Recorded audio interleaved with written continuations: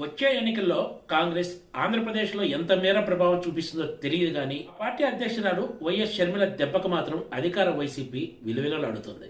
ఒక్క మాటలో చెప్పాలంటే ఆమె ఇప్పుడు ప్రధాన ప్రతిపక్షంగా ఉన్న తెలుగుదేశం పార్టీ, మరో పార్టీ జనసేన కంటే ఎక్కువ దూకుడుగా అధికార వైసీపీని, ఆంధ్రప్రదేశ్ ముఖ్యమంత్రి జగన్మోహన్ రెడ్డిని అటాక్ చేస్తూ ముందుకు సాగుతున్నారు. కాంగ్రెస్ సమావేశాల్లో వరుసగా ఆమె చేస్తున్న వ్యాఖ్యలు నేరుగా జగన్కే తగులుతున్నాయి. అంతేకాదు వైసీపీని తీవ్ర ఇరకాటంలోకి పెడుతున్నాయి.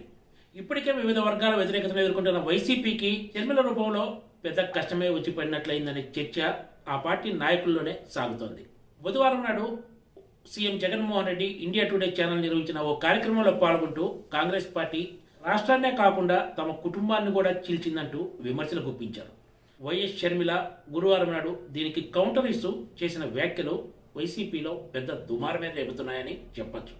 తమ కుటుంబంలో చీలకకు కారకుడు జగన్మోహన్ రెడ్డి మాత్రమే అని, దీనికి సాక్ష్యం పైన ఉన్న దేవుడు తమ తల్లి విజయమ్మే అన్నారు. వైసీపీ కోసం తాను తన పిల్లలను కూడా వదిలేసి ఎండనక వాననక కష్టపడ్డానని, జగన్ సీఎం అయ్యేంత వరకు ఒకలా, అయిన తర్వాత మరోలా మారిపోయారంటూ సంచలన వ్యాఖ్యలు చేశారు. వైసీపీకి ఎప్పుడు అవసరమైతే అప్పుడు స్వలాభం ఏమాత్రం చూసుకోకుండా తానెంతో కష్టపడ్డానని, తనకు వ్యక్తిగతంగా అన్యాయం చేసినా పర్వాలేదు కానీ తన తండ్రి రాజశేఖర్ రెడ్డి ఆశయాలు కొనసాగిస్తే చాలా అనుకున్నట్లు వెల్లడించారు. కానీ జగన్ ప్రభుత్వంలో అసలు రాజశేఖర్ రెడ్డి ఆనవాళ్లు కనపడుతున్నాయా అని ఆమె ప్రశ్నించారు. రాజశేఖర రెడ్డి పాలనకు జగన్ పాలనకు అసలు ఏమాత్రం పోలికే లేదన్నారు. జగన్ చివరకు సొంత పార్టీ ఎమ్మెల్యేలను కూడా కలిసే పరిస్థితి లేదంటూ ఘాటు విమర్శలు చేశారు.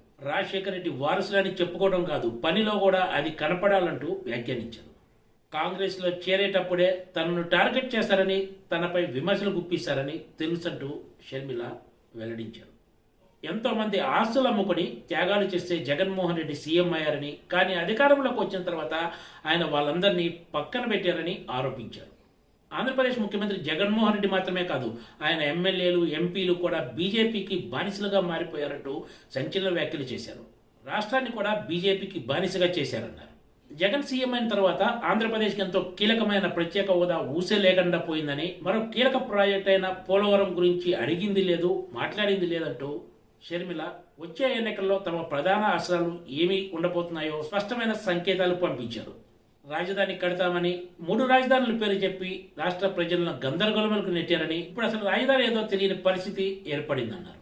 ఇప్పటికే ఆంధ్రప్రదేశ్లో టీడీపీ జనసేన పొత్తు అధికార వైసీపీకి ఒక సవాలుగా మారితే, ఇప్పుడు కాంగ్రెస్ అధ్యక్షురాలుగా బాధ్యతలు స్వీకరించిన YS Sharmila direct attack CM జగన్ను, వైసీపీని ఉక్కిరిబిక్కిరి చేస్తుందనే చెప్పొచ్చు. గత ఎన్నికల్లో జగన్ వేటిని ప్రధాన అస్త్రాలుగా చేసుకుని ఎన్నికలకు వెళ్లారో ఇప్పుడు వాటినే షర్మిల తన అస్త్రాలుగా మార్చుకోవడం విశేషం. గత ఎన్నికల్లో జగన్ ప్రత్యేక హోదాతో పాటు పోలవరం అంశాలను కూడా తన ఎన్నికల ప్రచారంలో కీలకంగా ప్రస్తావించిన విషయం తెలిసిందే. జగన్ తన 5 ఏళ్ల పాలనలో అటు ప్రత్యేక హోదా విషయంలో కానీ, పోలవరం విషయంలో కానీ పెద్దగా పురోగతి సాధించలేకపోయిన విషయం ప్రతి ఒక్కరికి తెలిసిందే. రాజధాని గందరగోళం కూడా వచ్చే ఎన్నికల్లో జగన్కు మైనస్ అయ్యే అవకాశం ఉంది. Please subscribe TGTV.